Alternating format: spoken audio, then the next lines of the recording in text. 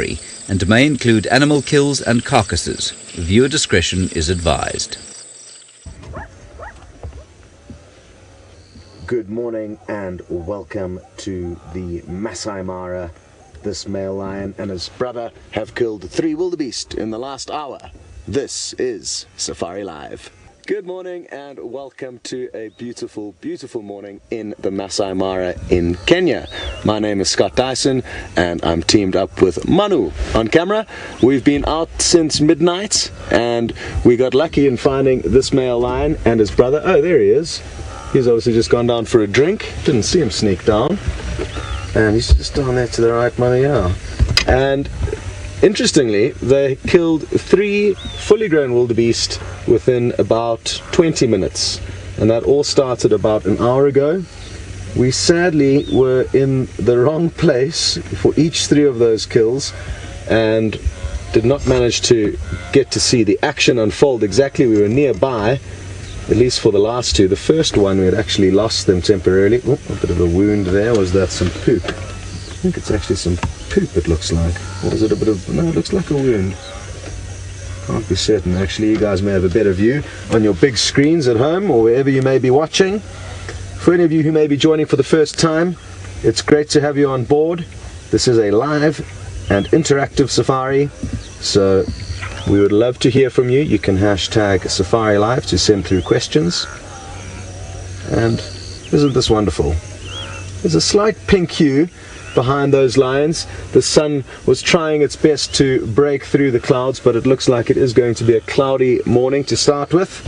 I wonder what the weather is doing down in Djuma with Byron. He's searching for action down there, and hopefully he will be able to be hot on the trail of some exciting Djuma animals. Good morning everyone and welcome to Djuma. My name is Byron and on camera with me this morning is of course Sebastian. Now we are driving around on a cold spring morning. It's about 58 degrees Fahrenheit or about 14 degrees Celsius. Beautiful clear skies though. First clear morning we've had for quite some time, so it's lovely to see the clear skies. Have a look around, you might see them. And I think that's also why it is a little bit chilly this morning, because of the clear skies. Often the cloud cover helps with a bit of insulation and keeps the warmth in from the day before. Now, I don't know what our plan is today, to be honest. Both myself and Sebastian tried to listen out last night. We didn't hear any predators calling. So it's just a case of we're going to be driving around and hoping to find fresh tracks and see what we can find this morning. We definitely will continue with the bird challenge, see how many birds I can identify and get on camera in, well, it's been a week and a half, just over a week. We're on 86 species, I think, that we have identified. I think it's 86 species. I'd like to get to 90. That would be great. It's quite difficult this time of year, and also especially with the with getting them on camera, it's not always easy. So 86. But I was thinking of about 5 species that we can definitely add onto that list. I just need to look very carefully. So we're going to drive around and see what we can find. But in the meantime, let's go across to Mr. Hendry and find out how his morning is going and what he has got. Good morning everybody, and welcome to this end of the Sunrise Safari. We've got hyenas, vultures, and well, that's all. Sitting at a carcass that was here yesterday. It was an enormous carcass of a wildebeest, the same carcass that we were at with the Agama Pride. Hello, it's nice to see you. My name is James Hendry. Very good. And Craig is on camera today. Hello, Craig. Yes, very nice to have you with me. We came into this area in the hopes of finding the Agama Pride. We might be lucky with them. There are wildebeest sort of massing behind us. What I'm going to do is drive around this bush, and then you will be able to see the hyenas and the wildebeest together. Taylor, before she returned home at midnight last night, said she saw some lions around here, so that's why we've come into this area.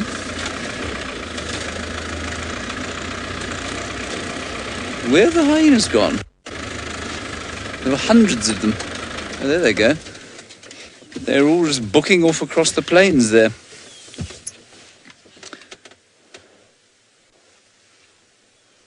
Chasing each other. One of them's carrying a leg. They looked to me like they were a bit nervous of being cuffed. Perhaps by the lions. No, they're just playing chase the leg game. It's a fun game, that, isn't it, Craig? Chase the leg. I think it looks like great fun. Wildebeest don't care that one of their cousins' legs are being used as a plaything by the hyenas. Well, certainly they don't look like they care. And the interesting thing about that, of course, is that they have no facial expressions in the same way that impala don't, and nor do, what else? Pretty much all the antelope, something like an elephant, for example. And so you cannot ever see their displeasure. And somebody said to me the other day, well, it just looks like that wildebeest is pretty chilled as it's being dragged under the water by the crocodile. And you can rest assured that none of these wildebeest are feeling very chilled at all at this time of the year, and that the one being dragged under the water by the crocodile was simply unable to show its displeasure on its face. And we're so used to, as human beings, so used to reading each other's feelings from the sort of facial expressions we have, that we kind of expect it of other animals, but only we have that musculature in our faces. Now remember, hashtag Safari Live. You can ask us any questions you like. You can send us any comments you like. You can also use the YouTube chat stream if you would so like. Either will work just as well. It just depends on which one the second director happens to be looking at the time. Just behind there, you can see the bushes where that hyena is often where the Agama pride put their cubs. But we've driven past there, and I don't think that they are over there. So we're going to head off up on towards the escarpment, see what we can find that side. While we do that, I believe Scott has got something else that is very much dead. It is, and responsible for that death is these two brothers. Not just one death, but three within 20 minutes. They're only very briefly fed on the first wildebeest when another stampeding herd provided them with another opportunity. They both came into this general area and they each got one. We didn't get to see any of the action though, but here is one of the poor wildebeest. Now what happened on all three individuals is all three were male wildebeest, and on all three occasions the lions have basically just fed on the wildebeest's testicles. Obviously an easy little morsel for them to start off with. They're already full bellied and they have killed merely because easy opportunities have provided themselves to them, thanks to the migration. If it wasn't for the migration and the hundreds and thousands of wildebeest that are moving through this general area, these lions wouldn't have such easy opportunities. And literally, the one lion, the one on the left, was the one that brought down this wildebeest. And it was in this kind of depression that we are in that the lion was waiting. The hill that the lion are on now is where the wildebeest came from, and they dropped into this small depression where the one lion was waiting for them. Sadly, we were just around the corner, so missed out. I wonder what they're looking at so intently. Something's been catching their eye. That could just be herds of wildebeest streaming past. And these are the same, two young males that are part of the pride of lion that we've been spending the last 48 hours with. I'm not sure which pride of lion it is actually. I don't think any of us are. None of us can be certain. Look at how awesome this view is. The low angle really does help. It would be nice if there was a burning orange sunrise behind it, but sadly we can't have everything.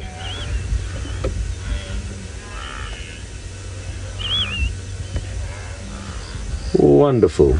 So like I said, they are part of a larger pride. We do know that there are two other young males, probably slightly younger than these two. 5 lioness, and at least one biggish male who I think has just come into the area, who's just kind of become dominant.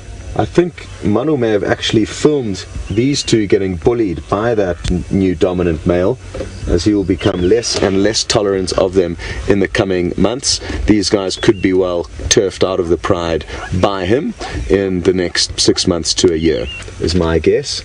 So the fact that they're alone now is just that kind of stepping stone. They're getting used to spending time away from the pride. Even in the last 48 hours, he has displayed not huge amounts of aggression, but on 2 different occasions he's gone in and just kind of given them a little ruffle around the ears. Beautiful. So all the wildebeest came charging down here, and he was waiting, obviously just right at the base, and they must have just...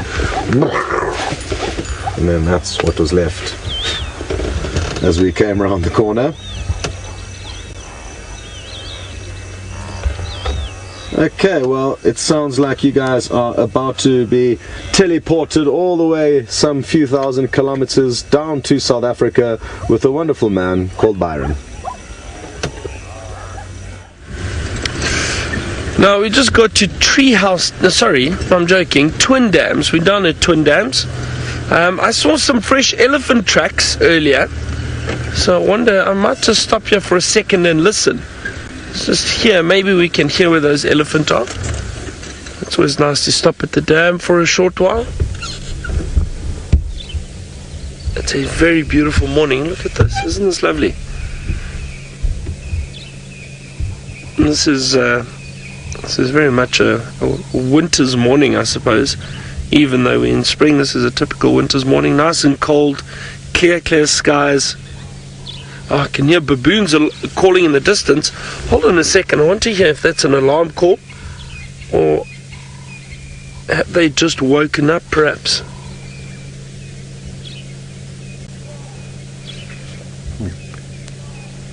Oh, that's south of us. Just listening a very loud bark. And there's the alarm call of the baboon. Bah, oh, bah, oh. Yeah, but it sounds south of us.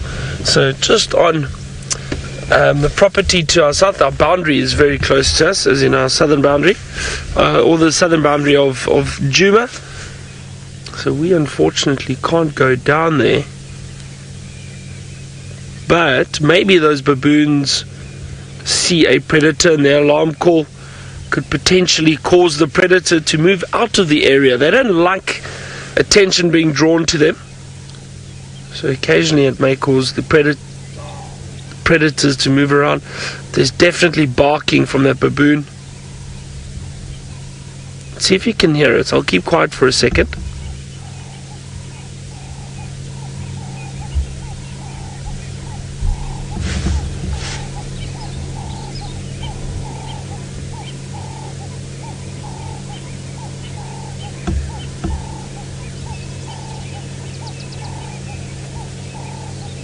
Doesn't look like it's going to do it again.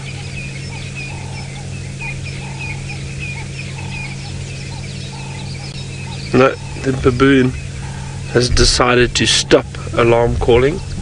But what I'll do is I'll just check this area carefully, just to see if perhaps there isn't something that they did see moving around. Also, the thing with these animals, the baboons, is their eyesight is very good, and they can spot a predator from quite a distance away. Because they roost up high in the trees, they'll be able to see something moving quite far, and then they will alarm call and alert the troop. That is the reason for the alarm call, is to alert the troop, let them know there is a predator, there is potential danger, and they need to be careful. So that's why that baboon was alarm calling.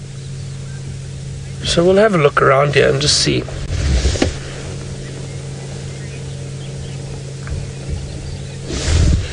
Dr. Hyena, you're asking if baboons can really kill leopards. So no, I want to say no. Maybe a leopard cub, but Dr. Hyena, I haven't heard of a baboon killing a leopard. Just trying to think. So I'm just listening to the radio too. There's a few different voices in my head at the moment. So Dr. Hyena, I'm thinking, I've never heard of a baboon killing a leopard. I have heard and seen baboons mobbing a leopard. They'll come down and they physically go and chase it, especially if it's a young leopard or a female. They will try and get it and chase and get the leopard out of their territory. Because leopards have been known to kill baboons, but the baboons as a troop can be very vicious. So I've seen them mobbing a leopard. I've never seen them actually, or heard of them actually killing a leopard. I don't know about that. I haven't heard of any incidences like that.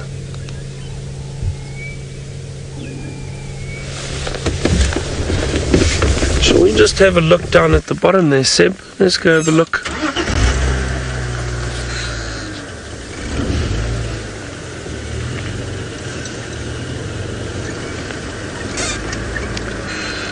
Justin, you asked if the baboons are smarter than the vervet monkeys. I don't know, Justin. I don't know. Both those primates are very smart. They work out where the food is, where they are able to grab a quick meal. Baboons, however, I know have been... Some of them have learned to open doors and get into houses when they raid houses and camps, especially looking for food. So they learn very quickly. But I think the monkeys are too. The thing is, the baboons are stronger, so they're able to open doors and they can. So I don't know if it's a case of them being smarter, maybe just a bit stronger than the vervet monkeys.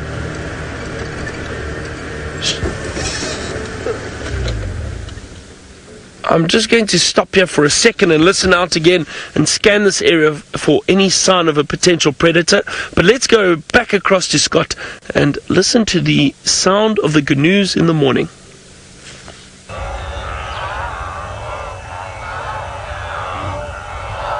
lion is looking straight towards all these wildebeest, not those ones in the distance, but those are some. Take a look to the right. There is a sea of wildebeest in front of these lions. And the audio coming from them is quite something. They've actually just quietened down. And I'm hoping they're going to get going again. I'm not sure why all of a sudden they really started making a racket. Maybe they've come across some other predators up ahead of them.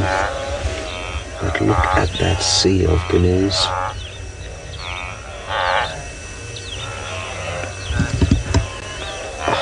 Absolutely epic. I'm so happy to be sharing this with you. We are very, very lucky to be here, enjoying this fascinating migration.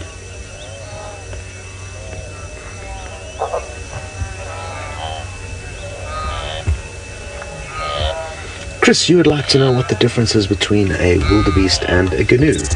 There is zero difference, zilch, nada.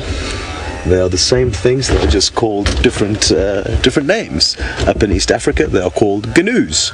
And usually down in South Africa, on Djuma, where Byron is, we were to call them wildebeest. They can also be called wildebeest up here, though. It's not a Sept thing. And you get different types of gnus or wildebeest. This is the white-bearded wildebeest that you get up in East Africa. The few wildebeest that you get down on Djuma are the blue wildebeest. They look fairly similar to these, but are different. And then you also get another type in South Africa called the black wildebeest, but not on Djuma.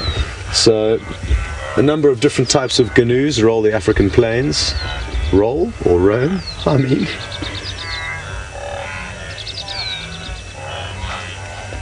Sure.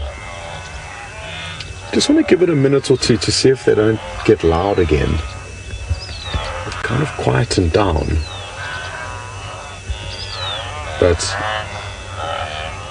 I'm told that this is still sounding pretty impressive, but I promise you, just a few moments before you joined us, there was an almighty chorus coming from all of them.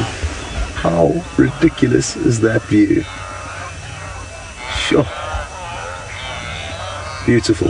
Now, something I discussed with Manu last night as we were roaming around looking for these fine 2 young males that we got lucky to bump into. And I'm wondering if these herds are not kind of the initial herds to start heading south, back towards Tanzania. It is something that I probably haven't been reminding myself enough, and maybe some of you have also fallen into the same trap as me. The migration is not going to stay here forever. It's going to be leaving in the next few months. So the views that we are getting now will be no longer. This will just be not empty seas of grass, but we will not have nearly as much game around. Close on 1.5 million are going to vacate this area.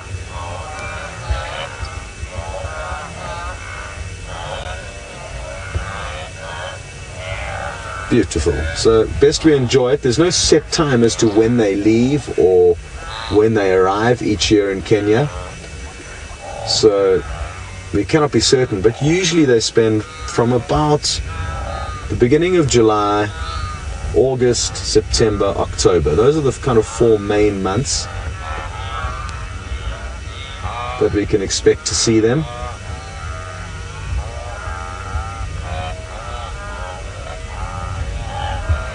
So they're not going to be here too much longer. I may have got my months slightly mixed up there. It may be June, July, August, September. But either way, they are going to be heading back at some point in the next month or so, possibly 2. And it all depends on rain and a few variables that we are not actually certain of. Otherwise, people would be able to predict the migration every year, which would be very useful, especially for lodges, because, of course, a lot of people come here hoping to see the migration, and if you come in the early stages or the latter stages of it, you run the risk of missing out on some of the action. Thankfully, though, most of the lodges within these reserves have got huge traversing opportunities, so you may just have to drive for 2 hours to get to where the migration is. Not much different to how we were acting for the beginning of the 8-part TV series, or as the migration arrived, even with the internet shows. Brent and Jamie were in the southern parts of the reserve, staying at Sala's camp, which looked after them while they were down there, and they received the herds as they arrived, as they crossed over the Sand River from Tanzania into Kenya. So we too will probably follow them herds back south towards the action to say goodbye to them. And there's talk and whisperings of hopefully going into Tanzania to go and see the calving in, I think it's January, February, in the southern Serengeti plains. We may be sending just one vehicle there to go and cash in on all of the action, as well as cuteness. Sadly, a lot of the cuteness is killed shortly after becoming cute. There's a lot of predators that are mainly focusing on not adult wildebeest or young wildebeest like they are here. They have the benefits of being able to pick off all the newborn young. So that's something quite interesting.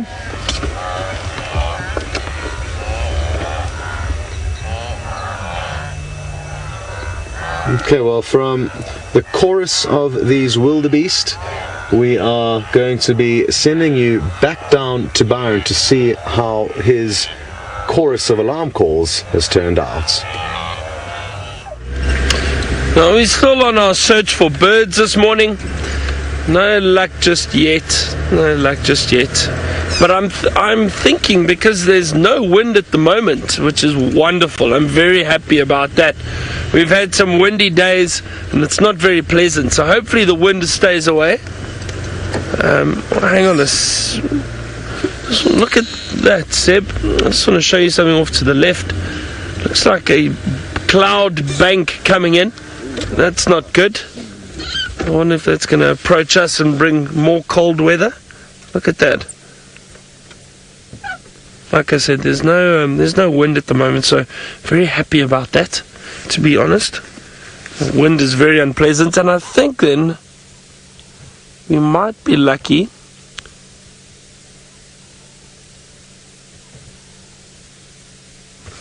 We might have better luck with our birds today.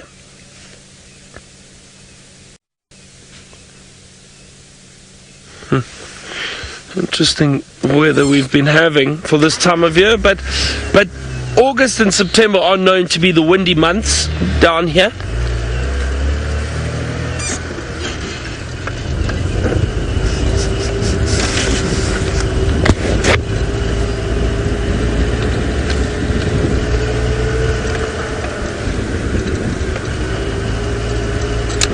Thank you very much. Everyone's wishing me luck on the bird list. It's been exciting, and I hope you've all enjoyed it too.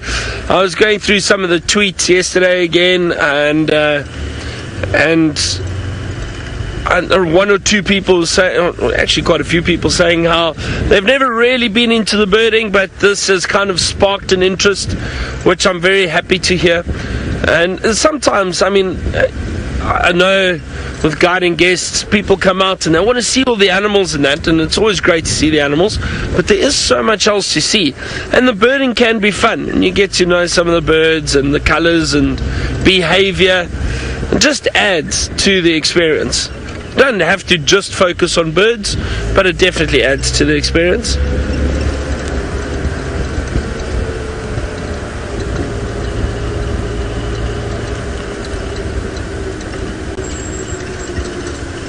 Sorry, I just heard someone say they've got leopard tracks.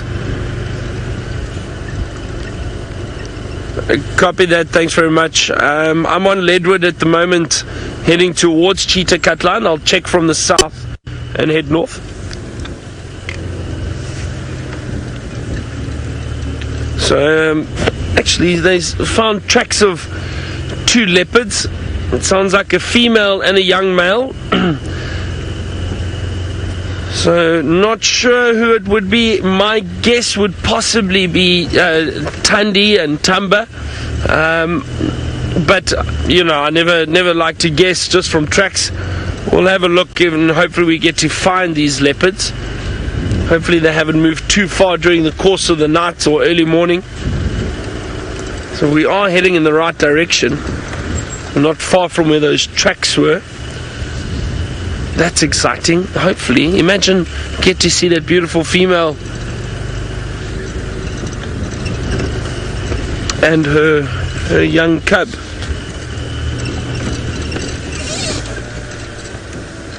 Oh no. Hold on a second. I just want to get a nice view of these 2 beautiful birds in the light. Have a look off to our right. Now I say oh no because it sounds like those tracks have crossed our boundary already. Unfortunately they headed east onto Torchwood, so we won't have any luck with those leopards, I don't think. But we've got 2 beautiful Battalier enjoying the morning sun. That's a juvenile. See that brown coloration. And then the adult is just off to the right. That beautiful black and white and red face. Just need the face to turn. There we go.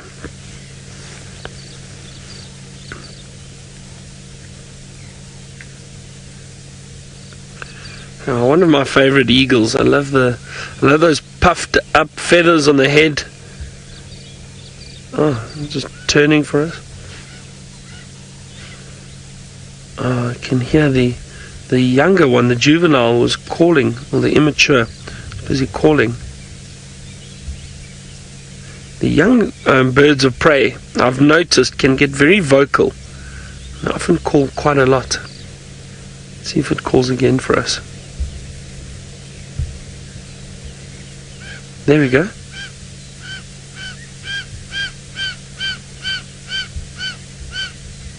Wonderful, and I understand from Megan, she says you can hear it.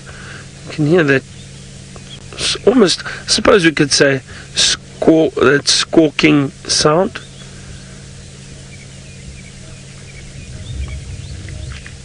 Oh, the adult just flew off.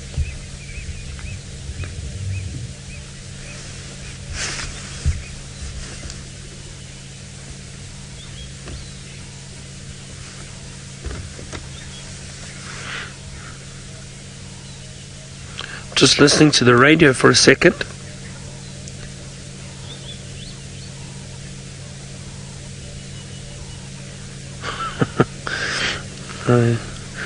We often, we are in radio contact with guides and that in the other areas, excuse me, and neighboring properties, so just listening if they've got any tracks or signs of animals in what areas.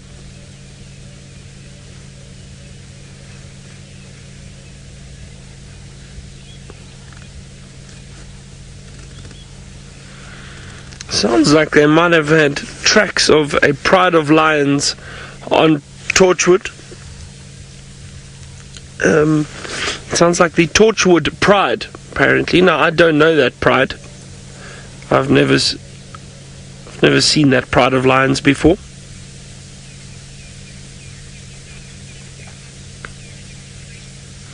Now, from our beautiful Battalier in a tree, let's go across to Scott, who's got a vulture.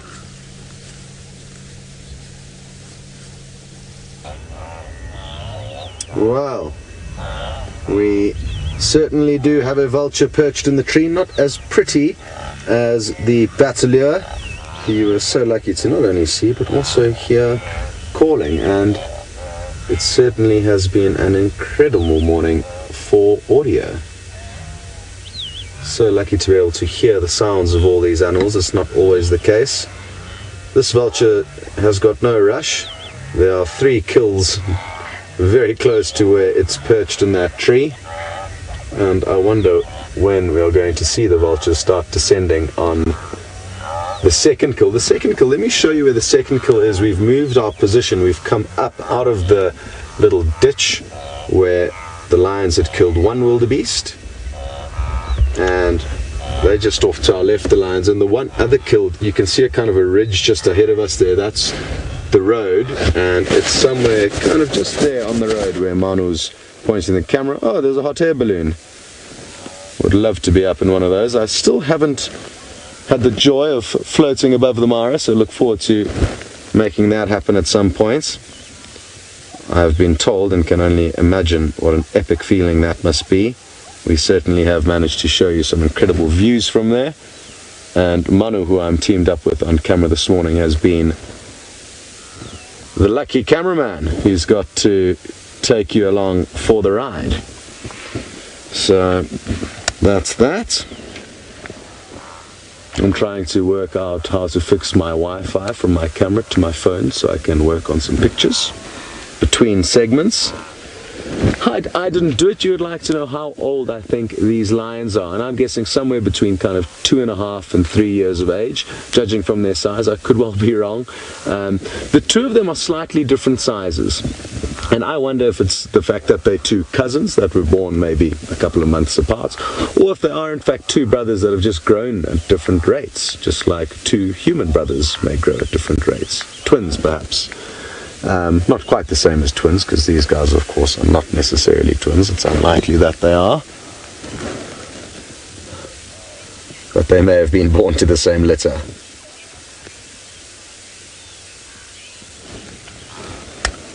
Hi Jared, you'd like to know if the lions in the Masai Mara ever get mange? They could well do. I haven't seen any with mange since I've been here, but I've spent a very, very short period of time of my safari career here.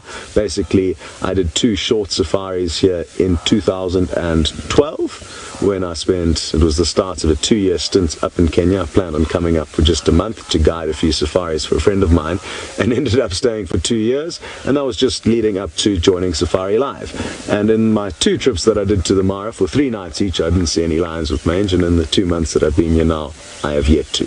That's not to say, of course, that they don't get that horrible disease. I don't know if that's the right word, but for those of you who don't know what mange is, it's a horrible condition where animals lose their fur and their skin becomes very, very manky. Essentially, that's my breakdown of it. There's probably a more scientific way to describe exactly what it is, but I lack that terminology and knowledge.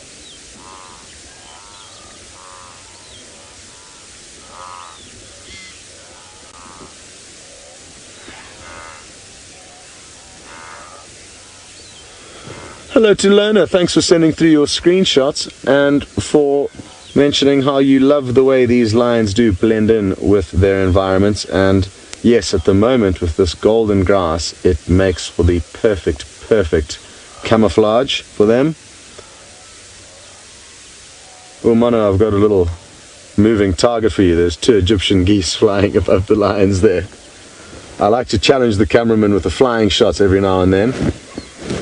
They're kind of going at 10 o'clock, no, at 10, and then going to 11. the balloons, just above the balloon that's crashed, if that helps you. Not crashed, landed. They're heading towards your one. There they are. There are the geese.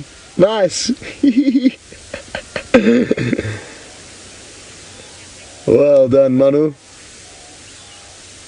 And from these birds on their way to go and perch themselves somewhere, we are going to be sending you to another bird who has already landed in a tree.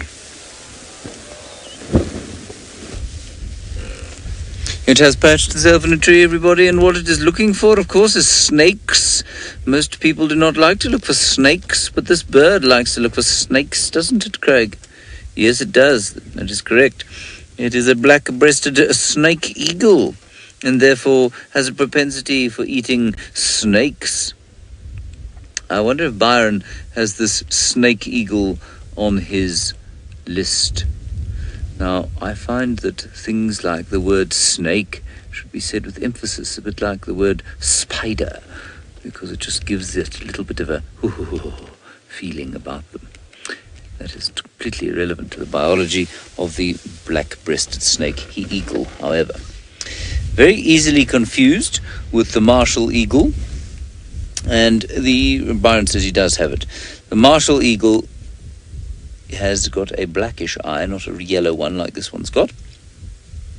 There we are. It's a different shaped head, really.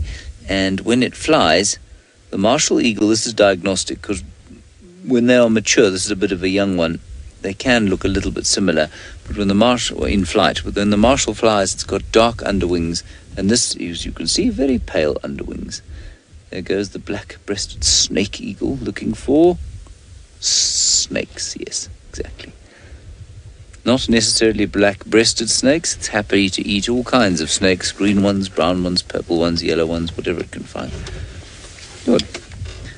Then we have some zebra just over this bushel. Let me move slightly forward. There we are. Now, these plains that we're sitting next to here were inundated with volumbias and zebra about a week ago. Then again last night they started to come towards this area, and we're now heading towards the area where we had a rather interesting evening. We spent about, must have been 5 hours, I guess. Was it about 5 hours? Yeah, 5 hours, with a pride of lions that went on the hunt. The lionesses stalked to within probably 50 meters, 150 feet or so, of a herd of sleeping wildebeest and zebra, so they had no idea that they were there, and then the lions went to sleep. And there they remained for 3 hours while we waited and hoped and desperately cajoled them mentally to get up and do something useful, but they just lay there doing nothing for 3 hours, 50 meters from a veritable buffet table. Anyway, that's what happened last night. So we're going to go and see if we can't pick up on those lions again. They're not the same ones that Scott has, and they're not too far from here. They're just around the corner, over sort of there-ish. And that is our plan from this point onwards. Excellent. Let's go. All the balloons are starting to land, which is quite amusing to watch. And on that note, Scott is just watching one having a landing, I think.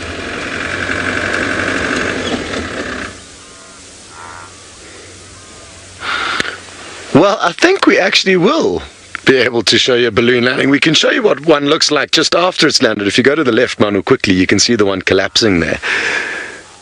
Oh, there we go. How cool is that? So they have just landed, and down goes the balloon. Imagine how hot that air must be if you're standing at the base of that balloon, just rushing out. Quite a thing. I'm told the landings, to be honest, can be quite hairy. Of course, you don't have any wheels, you're just landing in a ginormous picnic basket, essentially. And they can be quite rough and tumble, so I don't want to talk negatively about the experience, but it is certainly a reality.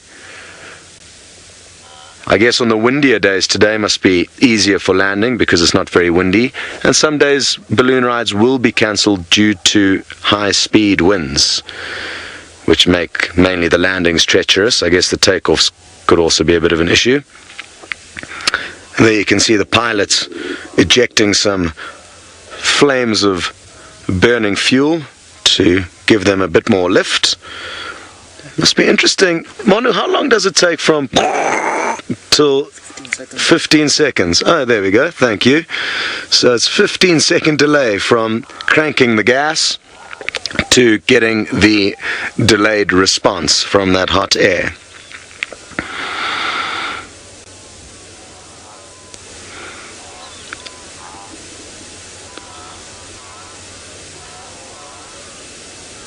And that balloon, Manu, can take 15 people, or does it depend? 15.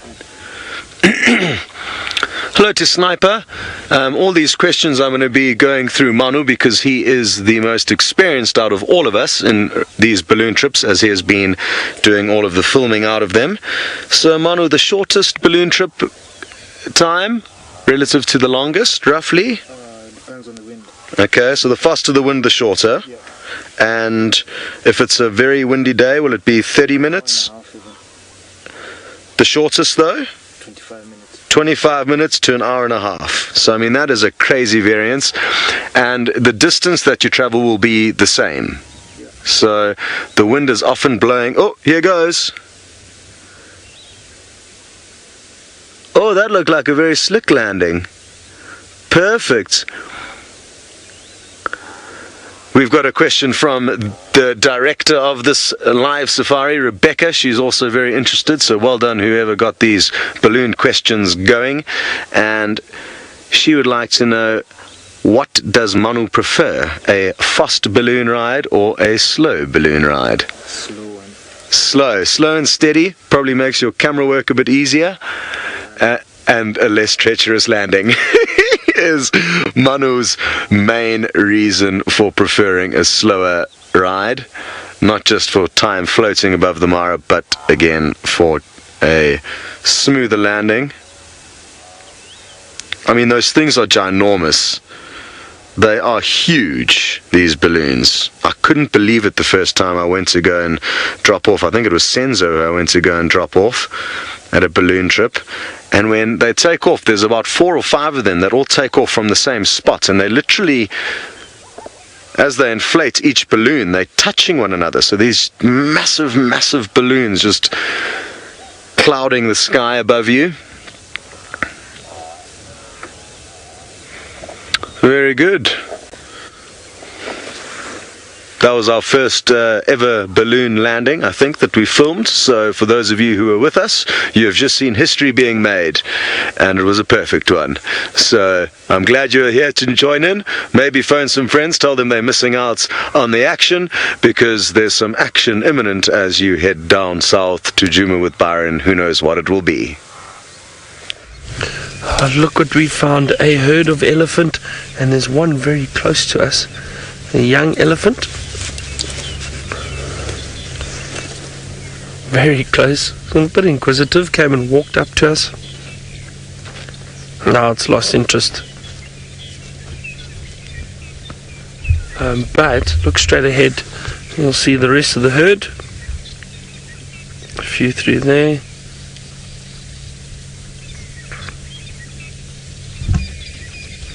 And there's some over there. Wonderful to see Ellie's in this morning light.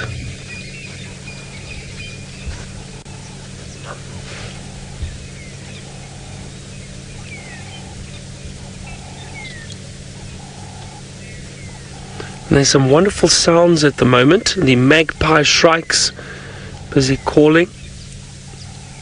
Might be able to hear them. And you know what, everyone, there's also a woodpecker. Let's quickly have a look and see, because we need the golden-tailed woodpecker for our list. Let me just have a look. I can hear it knocking. We'll come back to the elephant. There's elephant on moving too quickly. Let's just have a look. I can hear it in the tree over here. Let's see if we can find it. Oh, please be a golden-tailed woodpecker. I just need to look now. Now the light isn't good.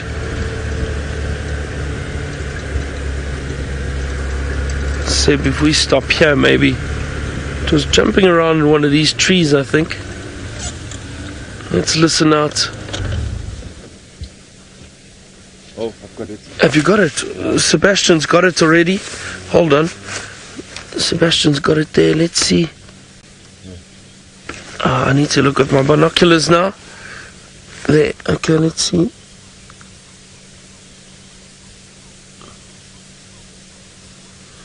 Streaking down the front and the very red head.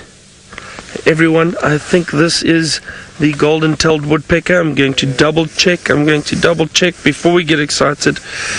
These woodpeckers do look quite similar, as you know, but I think it is. Yeah.